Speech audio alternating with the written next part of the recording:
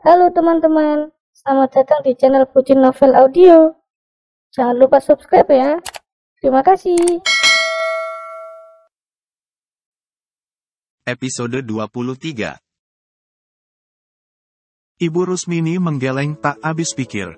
Kamu enggak mikir, rumah ini juga masih peninggalan bapak kamu. Kalaupun memang kamu yang modalin buat bangun rumah ini, seenggaknya tanah ini murni punya bapak sama mamak juga. Jadi kamu jangan asal robohin. Ngapain aku mikirin bapak? Sedangkan alasan mamak membenciku dari aku di kandungan, gara-gara malah bapak selingkuh pas mamak hamil aku. Gitu kan?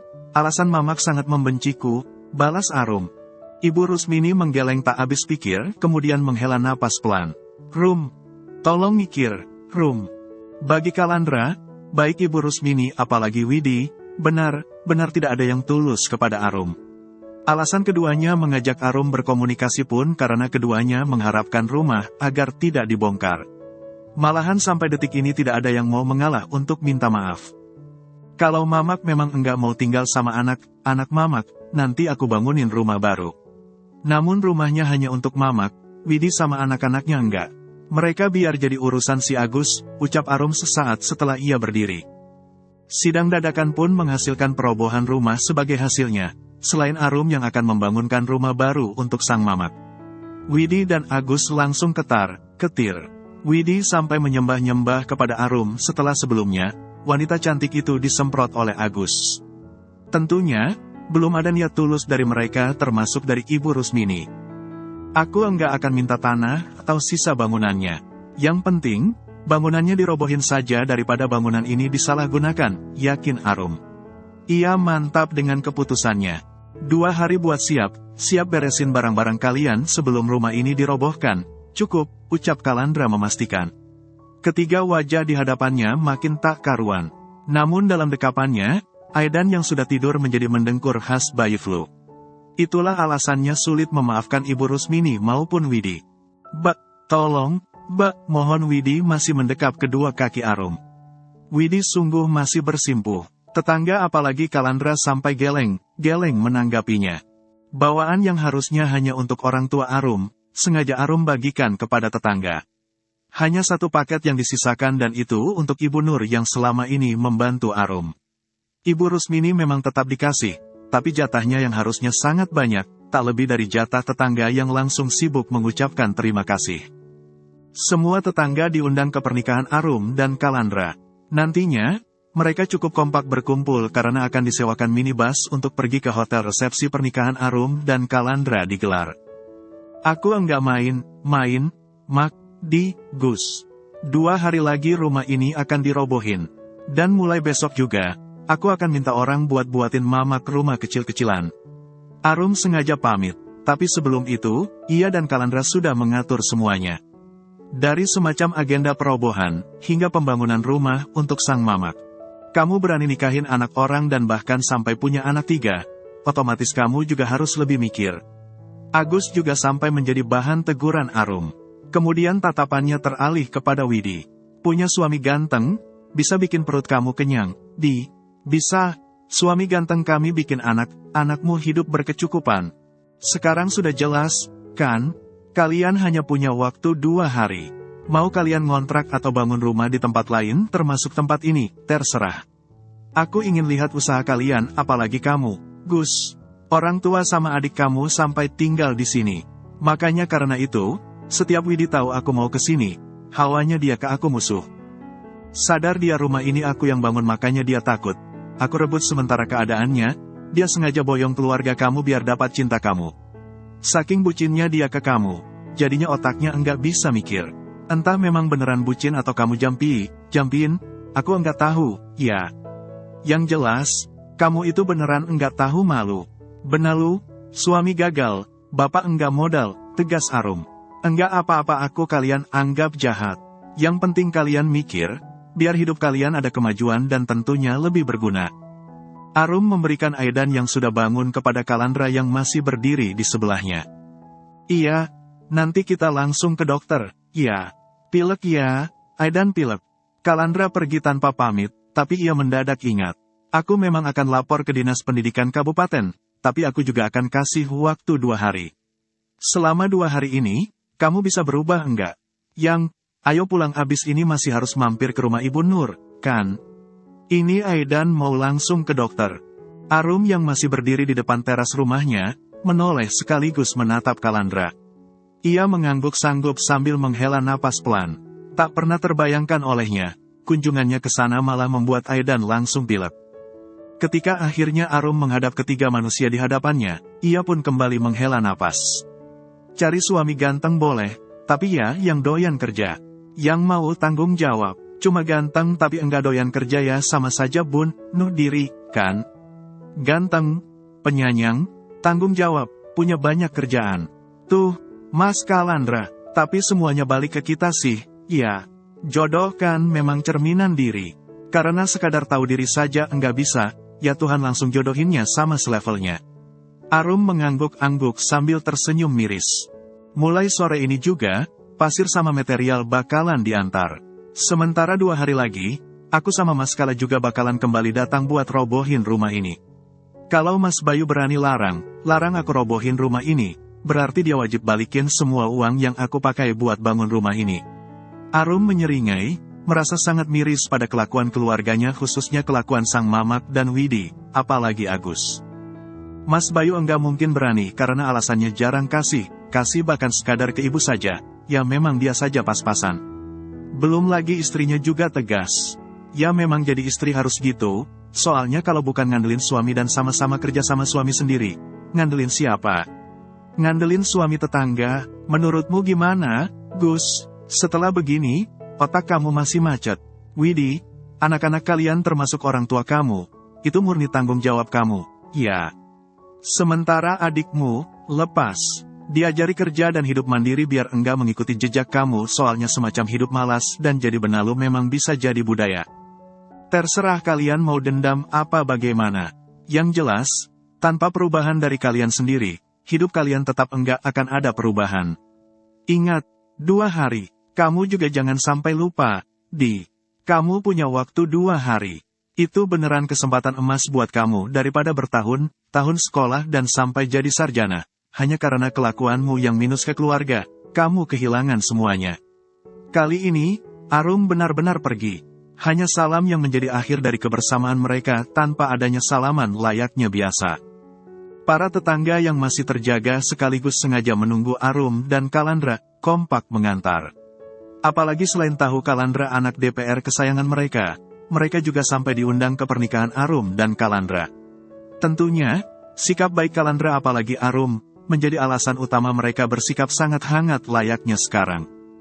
Besok saya ajak bapak saya ke sini, biar bapak lihat langsung keadaan jalannya yang memprihatinkan. Soalnya tadi saya langsung laporan katanya enggak ada permintaan khusus makanya bantuan yang datang ya bantuan jatah biasa, jelas Kalandra sambil memasuki mobilnya. Ia memang akan mengemudi, tapi ia masih mengemban Aidan. Satu hal yang membuat Kalandra makin muak kepada Widi dan Agus termasuk itu kepada Ibu Rusmini. Karena menurut tetangga, kelakuan Widi dan Agus apalagi Ibu Rusmini memang sudah sangat keterlaluan. Itu kenapa, mereka tak segan datang di setiap Arum datang dan pasti ada keributan. Keributan yang terjadi lantaran Widi tidak rela Arum datang apalagi kalau Arum sampai tinggal dan kembali mengambil rumahnya. Sebab alasan orang tua Arum memiliki rumah gedong, dan Widi juga sampai sarjana, ya karena Arum bekerja bertahun-tahun lamanya di luar negeri. Lusa, kita kesini lagi, ucap Kalandra, masih tetau memangku Aidan walau ia mulai mengemudikan mobilnya. Aidan menjadi makin manja kepada Kalandra. Bocah itu tidak mau jauh dari Kalandra. Beruntung Kalandra penyayang. Apa kabar jika yang Aidan inginkan sekelas angga bapaknya yang semacam urus hanya ala kadarnya? Iya, Mas, ini nanti sebelum ke rumah Ibu Nur, kita mampir dulu ke toko material, ya, sanggup Arum. Tak mau membuat Kalandra lelah, apalagi kurang fokus dalam menyetir, Arum mencoba mengambil alih Aidan. Namun, bocah itu tidak mau dan langsung merengek, menghasilkan tangis yang begitu nelangsa. Arum refleks berkaca. Kaca menatapnya dan memang langsung ikut nelangsa. Arum berpikir, Aidan begitu karena ikut merasa nelangsa. Aidan semacam merasa trauma pada omelan sang nenek. Karena saat sebelum Angga menjatuhkan talak kepada Arum, Aidan juga langsung menangis kejer ketika mendengar suara lantang Anggun dan Ibu Sumini yang sibuk menghakimi Arum. Sudah enggak apa-apa, aku bisa kok. Lagian, nyetirnya juga enggak buru-buru. Aidan ini sudah terbiasa dengan ketenangan. Aidan beneran enggak bisa dikasarin. Napasnya makin sesak. Sabar ya, Mas. Sabar, abis ini pasti sembuh. Kalandra yang berucap lirih juga mengunci kepala Aidan menggunakan ciuman. Tentu Aidan tidak bisa diperlakukan keras, apalagi kasar. Karena lingkungan bayi itu tumbuh saja, benar-benar lingkungan yang hangat. Sebab semelelahkan dan sepelik apapun kehidupan seorang Arum, kepada Aidan, Arum memperlakukannya sangat spesial. Malamnya, hujan deras membuat Kalandra tertidur pulas. Di dalam kamar yang Arum tempati, Kalandra tidur di sebelah Aidan. Selain Aidan sampai tidur mangap karena flu, kening bocah itu juga dihiasi plester demam. Sementara di luar, Arum yang baru pulang membuat Ibu Kalsum tercengang. Ibu Kalsum menatap terkejut Arum, kemudian berganti pada mobil yang Putra yang masih ada di depan garasi. Enggak pulang sama Mas? Arum tersenyum masam. Kalandra memang berjanji akan menjemput. Alasan Arum sampai telat pulang juga karena menunggu jemputan. Apalagi selama dihubungi, tak ada satupun pesan maupun teleponnya yang Kalandra balas. Kayaknya ini anak ketiduran, ujar Ibu Kalsum agak kesal sambil menggeleng tak habis pikir. Sudah, Mah, enggak apa-apa. Lagian Mas Kala kayaknya juga capek. Oh iya, aku udah bawa lempung, tanah liat, buat rebus daun pepaya. Mama bilang lagi pengen kelupan daun pepaya. Mendengar itu, Ibu Kalsum langsung memelotot kegirangan menatap Arum, sebelum akhirnya ia juga sampai sibuk mengangguk. Memangnya beneran, Mbak, kalau pakai tanah liat, jadi enggak pahit? Lantaran Arum langsung mengangguk, ia sengaja bertanya, beneran enggak pahit, Blaas? Sama sekali. Iya, Mah, ayo aku rebusin. Daunnya sudah ada, kan? Balas Arum. Iya, sudah Mbak. Tadi, Mama juga sekalian ambil daun jambu mete yang muda. Itu kan enak juga kan buat cowel, lalap. Jadi Mama minta sambelin terasi juga ya, buat teman makannya. Ibu Kalsum makin bersemangat. Selalu begitu di setiap ia mengobrol dengan Arum karena pada kenyataannya, mereka memang nyambung. Dalam artian, Ibu Kalsum merasa cocok dengan Arum. Ada saja yang dibahas. Bahkan tak jarang akan ada kejutan dan bagi Ibu Kalsum mirip keajaiban di setiap kebersamaan mereka. Semacam, hal-hal yang awalnya terasa mustahil bagi Ibu Kalsum, tapi semua itu terpatahkan oleh Arum. Itu, Bapak sampai kembung Mama kasih banyak teh manis hangat buat nahan lapar sambil nungguin kamu pulang. Lagian disambelin, pertama katanya keasinan. Mama tambahin gula, katanya kemanisan. Mama tambahin cabe, sampai akhirnya tuh koet malah pecah. Rasa yang Bapak cari beneran belum ketemu, cerita Ibu Kalsum yang akhirnya terbahak. Arum yang tidak berniat tertawa juga menjadi ikut tertawa. Apalagi ketika akhirnya ia melihat koet yang dimaksud dan memang patah jadi 3. Keempatnya ditumpuk rapi di pinggir wastafel. Sebenarnya, di rumah orang tua Kalandra ada Ark yang biasa bantu. Ada 2 malahan. Namun, selain keduanya kompak pulang pergi dan saat malam tidak di sana, semacam masakan pun belum ada yang secocok seperti masakan Arum. Kebersamaan penuh gelak tawa langsung terjadi ketika akhirnya Pak Sana menyusul. Itu nanti koetnya harus mendapatkan tempat peristirahatan terakhir yang layak karena biar bagaimanapun, dia sudah jadi pahlawan di dapur kita, Mah, ucap Papa Kalandra. Mendengar itu, Arum yang sedang mengulek bakal sambal terasi bakarnya langsung lemas karena menahan tawa. Untuk beberapa saat, Arum sampai tidak memiliki tenaga untuk mengulek lagi. Si bapak emang enggak jelas. Tuh Arum sampai enggak kuat ngulek, tegur Ibu Kalsum yang sebenarnya juga sibuk menahan tawa. Ia berniat menggantikan Arum membuat sambal, tapi sang suami melarangnya. Nanti rasanya aneh lagi. Kalau bikin sambal itu wajib tangan 1. Kalau banyak, rasanya juga banyak rame gitu jadinya. Bilang saja bapak takut koet di rumah abis gara Mama, ucap Ibu Kalsum dan sang suami hanya tertawa. Setelah akhirnya sambal terasi jadi, Arum segera meraih daun pepaya yang sengaja ia sisakan kemudian memadukannya dengan daun jambu mete atau jambu monyet mudanya. Ia menyolekkannya ke sambal terasi, kemudian menikmatinya. Kedua orang di hadapannya yang awalnya heboh langsung diam terheran-heran, tapi Ibu Kalsum buru-buru mengikutinya. Enggak pahit, Mah, Pasana masih sulit untuk percaya. Ini enak banget, Pak. Bapak harus coba juga. Ibu Kalsum bersemangat. Masa sih? Pasana makin penasaran. Demi menghemat waktu, Arum sengaja meninggalkan kebersamaan keduanya. Ia mengangkat rebusan daun pepayanya. Sebenarnya, orang tua Kalandra termasuk Kalandranya, tipikal penikmat makanan sederhana. Namun karena perkembangan zaman, rasa sederhana dari daerah lokal yang mereka sukai ini yang sulit ditemukan.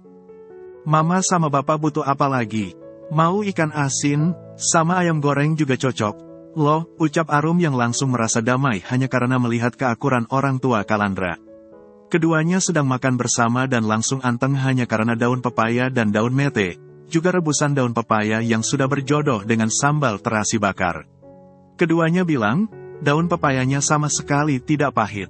Baik yang mentah dan berjodoh dengan daun jambu monyet yang masih muda atau sekitar pucuknya, maupun yang direbus dengan air lempung. Nah, iya, Mbak, itu pasti cocok. Sekalian siapin buat Mas Kala ya, Mbak.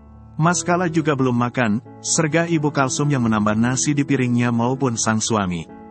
Walau Arum langsung balas tersenyum kepada Ibu Kalsum, pikiran Arum sudah sibuk memikirkan Kalandra. Hampir pukul 9 malam, Kalandra belum makan dan pria itu juga sampai lupa menjemputnya. Apakah Kalandra sakit karena sekadar pegang ponsel saja? Tampaknya Kalandra tidak melakukannya. Terbukti, semua pesan dan teleponnya tidak ada yang direspons. Kalandra masih meringkuk di sebelah Aidan. Kalandra terlihat sangat lelap hingga Arum tak berniat mengusiknya, apalagi sekarang, ia yang sudah sempat mandi, sudah kembali bawa terasi sekaligus ikan asin. Dengan hati Arum masuk ke kamar mandi, apalagi Aidan yang memang langsung demam sekaligus flu, tampak masih anteng.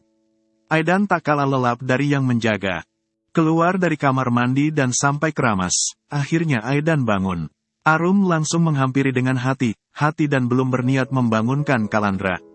Bingung, itulah yang Arum rasakan karena setelah memangku Aidan sambil membelakangi Kalandra, ia berniat memberi Aidan ASI. Masalahnya Kalandra ada di sana. Bagaimana jika pria itu bangun dan melihat Arum sedang memberi Aidan ASI secara langsung? Arum belum siap mental membiarkan itu terjadi, apalagi mereka belum menikah. Jadilah ia memanfaatkan selimut milik Aidan yang sebagiannya tertindih wajah Kalandra. Ia menariknya pelan dan sangat hati-hati. Beruntung, Kalandra tak sampai bangun. Barulah setelah akhirnya ia menutup depan dadanya termasuk Aidan yang sedang menyusu, Kalandra bangun. Kalandra panik karena setelah Aidan mendadak tidak ada di hadapannya, ia mendapati Arum yang kepalanya dibungkus handuk, sedangkan di luar sana, terdengar berisik karena hujan deras lengkap dengan angin kencang. Melalui beker di nakas sebelah dan tak lagi disertai fotonya dan Bilqis, Kalandra mendapati waktu nyaris pukul 10 malam. Yang, kamu pulang hujanan, ini dari tadi aku ketiduran, makanya aku lupa jemput kamu, sergah Kalandra panik. Arum langsung menggeleng kemudian menoleh, menatap Kalandra. Enggak, aku enggak hujanan. Tadi pas aku pulang, belum hujan. Karena kalau Arum jujur, Kalandra akan menyalahkan dirinya sendiri yang lupa menjemputnya. Namun dari ekspresi Kalandra yang masih sangat serius menatapnya, tampaknya pria itu belum bisa percaya kepada balasannya. Terus, kepala kamu sampai dibungkus gitu. Kamu sampai keramas mandi lagi, balas Kalandra. Arum menghela napas pelan sekaligus dalam. Ini aku memang sengaja mandi sekaligus keramas lagi soalnya bawa terasi sama ikan asin. Tadi mama sama papa minta dibuatin sambal sama keluban. Coel lalapan gitu, sekalian goreng ikan asin sama ayam juga. Ya sudah mas makan dulu, mas belum makan, kan? Kalandra menggeleng, nanti saja, itu Aidan gimana, masih panas? Kalandra hendak menyibak selimut yang sengaja Arum tutupkan di depan dadanya. Buru Arum menimang pelan Aidan, seolah bayi yang langsung kembali tidur karena ia susui itu, rewel. Ia juga sengaja memunggungi Kalandra agar pria itu tak jadi memastikan keadaan Aidan secara langsung. Di belakangnya, Kalandra malah menyandarkan kepalanya pada punggungnya, selain tangan kiri pria itu yang juga sampai mendekap pinggangnya. Kalau panasnya belum turun, dosis obatnya ditambah saja. Besok pagi Aidannya dijemur atau uap ke rumah sakit biar dahak sama ingusnya lumer, ucap Kalandra yang menyandarkan kepalanya di pundak kanan sekaligus leher Arum. Kalandra terpejam damai dan kembali tidur. Tak tahu jika ulahnya membuat Arum yang masih belum siap mental, makin dikduk tak karuan. Arum sampai berkeringat dingin dan beberapa kali menahan napas. Siang iseng melihat status orang, malah membuat Septi yang sedang antre untuk memeriksakan kehamilannya, makin meradang. Bagaimana tidak, status pertama yang Septi lihat malah status Arum. Arum si Jandes Weres, yang lagi demam pengin minum es teh juga. Keterangan tersebut ada di bawah foto Aidan yang dipangku Kalandra. Wajah Kalandra memang tidak sampai terlihat. Hanya dagu dan tubuhnya saja. Tangan kiri mendekap tubuh Aidan, tangan kanan memegang gagang gelas besar berisi es teh manis. Dan seperti yang menjadi keterangan foto, tampaknya Aidan memang demam. Di kening bocah yang wajahnya sangat mirip Angga tersebut sampai dihiasi plester kompres. Si Kalandra, cuman kelihatan tangan sama dagunya saja kelihatan ganteng. Apalagi kalau wajahnya sampai kelihatan. Bisa, nanti malam aku enggak bisa tidur. Yan emang si Mbak Arum. Bisa-bisanya dia sama Kalandra. Dukunnya beneran ampuh, wajib ditiru ini, tapi dia pakai dukun mana, ya? Gunung KW apa, ya? Kabarnya, di sana gudangnya dukun sakti, batin Septi yang kemudian dikejutkan oleh teguran sang papa. Efek sang mama ditahan alias dipenjara, sekarang semuanya memang Septi lakukan dengan sang papa. Termasuk urus pemeriksaan kehamilan rutin layaknya sekarang, Septi juga melakukannya dengan sang papa. Hanya saja dari kemarin, Septi perhatikan sang papa jadi sibuk chattingan. Dan ketika Septi memastikan, foto profil Wa tersebut malah ia kenali sebagai foto sang papa tengah memeluk mesra seorang wanita berhijab dari samping. Foto tersebut diambil di tepi pantai pasir putih. Hanya saja, Septi belum sempat melihat wajah si wanita karena sang papa sudah lebih dulu mengantongi ponselnya. Namun jika Septi ingat, itu bukan wajah mamahnya apalagi wajahnya. Terlebih, sosok wanitanya bertubuh mungil, tentu bukan mamahnya yang memiliki tubuh semampai. Kenapa? Tanya Pak Yusuf lantaran diamnya Septi dan menatapnya sangat serius, menegaskan putrinya itu mencurigainya. Papa chattingan sama siapa, sih? Septi memberanikan diri untuk bertanya. Pak Yusuf tak lantas menjawab. Ia berpikir sejenak kemudian menghela napas. Ya sama klien, Papa kan lagi ada proyek baru. Nanti sore, Papa mau keluar kota. Jadi nanti kamu di rumah sama Bibi saja, ya?